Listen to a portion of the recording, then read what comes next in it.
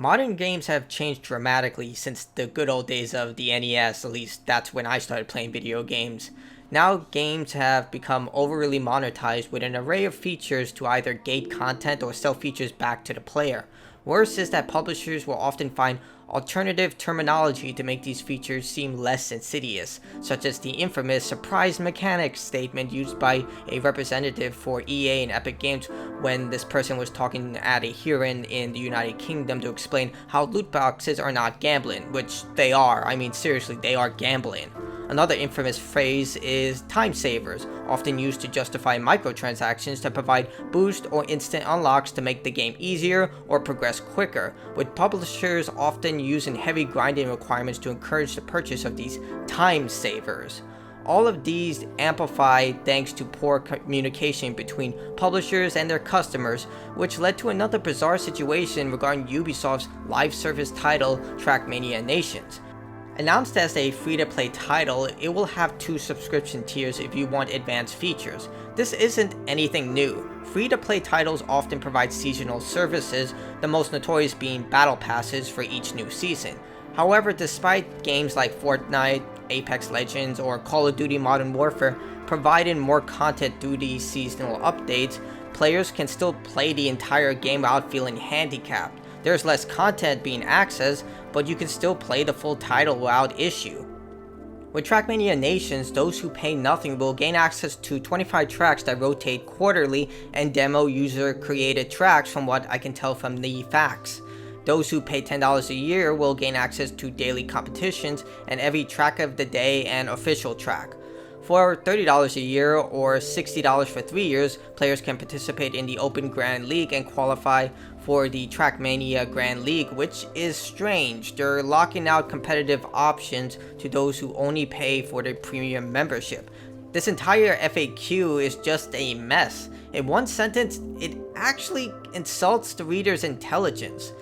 In the frequently asked questions sections under the question, is the game under a subscription model, the answer reads, it's more like a sports club license model. If you want to compete or practice regularly, a federation helps to organize the competitions, maintain the infrastructures, and you can buy a license in return. It's the same in Trackmania, which is a pretentious way of saying you have to keep buying the game to play it competitively. Again, free-to-play games have a similar system where players can purchase seasonal content, but from what I can tell, players who don't pay for premium memberships in this title will not be able to compete in the competitions.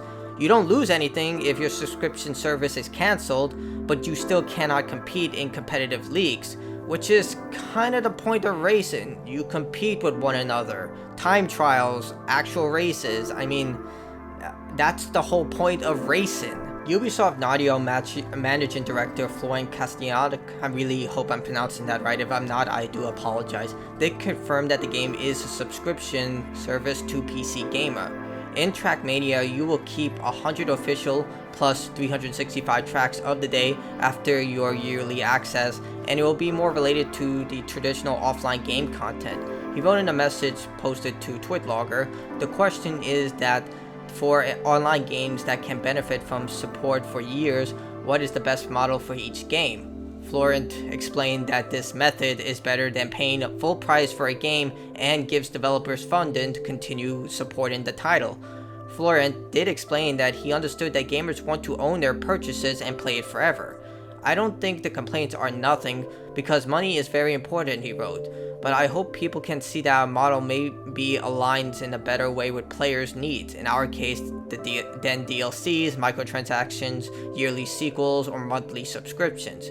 Fans of Trackmania are stuck between annoyed and accepted. Over on Reddit, some fans accept this new policy since apparently the Trackmania fan base is more of the line of cult instead of a major Ubisoft franchise, which makes sense, I guess, because not a lot of big news stories are coming out for Trackmania, and to ensure a steady stream of new content, they accept this new type of subscription service. However, just as many are vexed about not owning a copy of the game and playing it whenever they want, especially if the service goes under and support ends, which will likely make it impossible for players to play the game.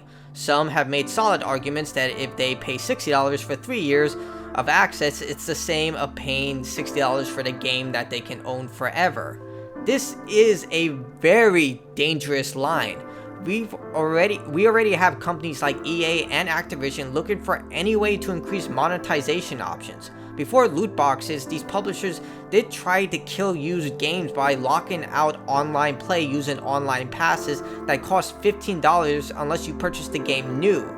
If they can get away with selling you access to the game instead of purchasing the product and keeping it forever, I guarantee you they will do that. Remember, Activision is also the company that tried to resell a smiley face and a red dot sight, and EA is the company that kept recycling Madden over and over so much that fans took notice, and they even had assets from the previous Madden year in the new Madden games. So yeah, this is a very dangerous line. While I do understand where this company is coming from for continued support, there are better ways to do this, and the way they explained it, if you go through the FAQ section, like I stated, it's just extremely complicated and poorly written.